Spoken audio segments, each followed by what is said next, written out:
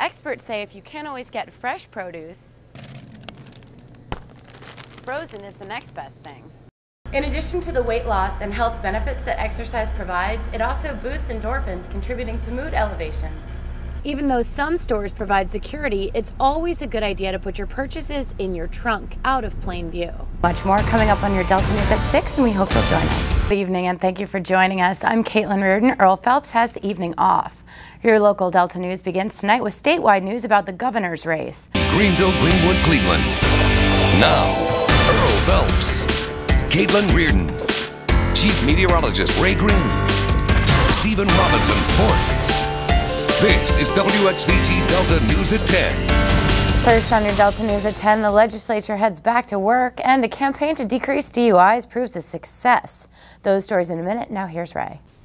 Thanks a lot, Caitlin. Investigating a shooting. It happened in the 700 block of Moore Street just before 10 o'clock last night. Well, your local Delta News begins tonight in Washington County, where stores were packed with shoppers getting last-minute items for the impending snowstorm. The income tax deadline is April 17th this year because of a special holiday in D.C. Armed and dangerous suspect. And a family's belongings are wiped out by a fire. Those stories in a minute. Now here's Ray. Unwanted pets were scooped up today by some animal lovers from another state. WXVT Steve Dreyer is live in your newsroom with more on this animal rescue mission in Cleveland. And just before the new legislative session got underway, Lieutenant Governor Phil Bryant was in the Delta making a big announcement. For the past 3 years, Bryant has served as Mississippi's lieutenant governor. Another fire is also under investigation tonight. This one is in Greenville. The blaze broke out around 11:30 last night in the 1700 block of Northview Street.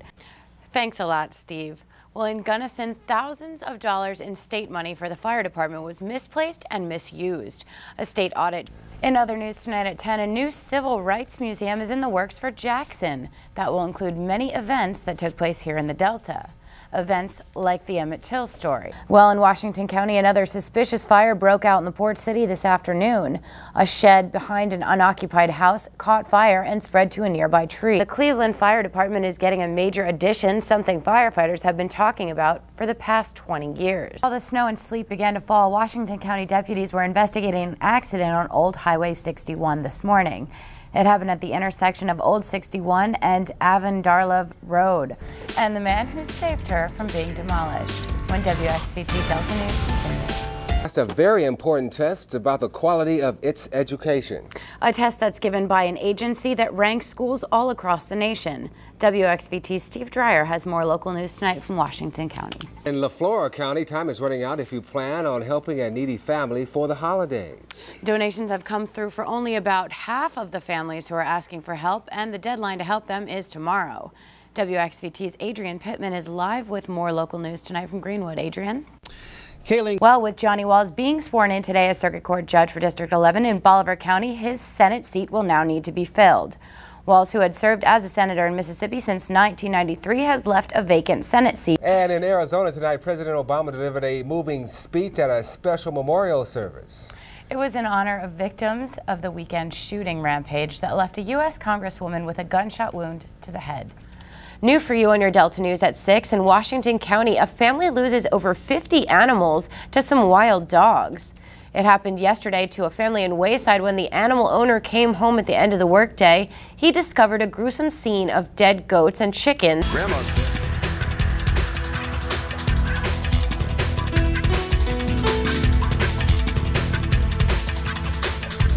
Well, a winter storm has arrived in the Delta, bringing snow, sleet, and freezing rain over the entire region. This is a special weather report. Now we're going to go to Ray with a look at what's happening now. Ray?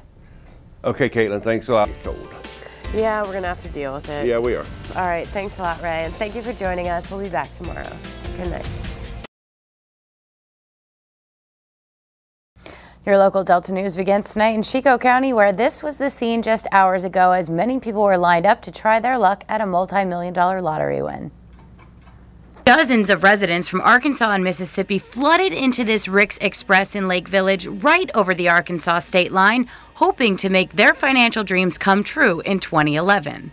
Oh, you know, my look feel like it's good, you know, coming into the new year, money at $355 million, I got to put my dollar in there to get a chance at it, because if you don't play, you won't win. Some even traveled for over an hour for a chance at the $355 million mega jackpot.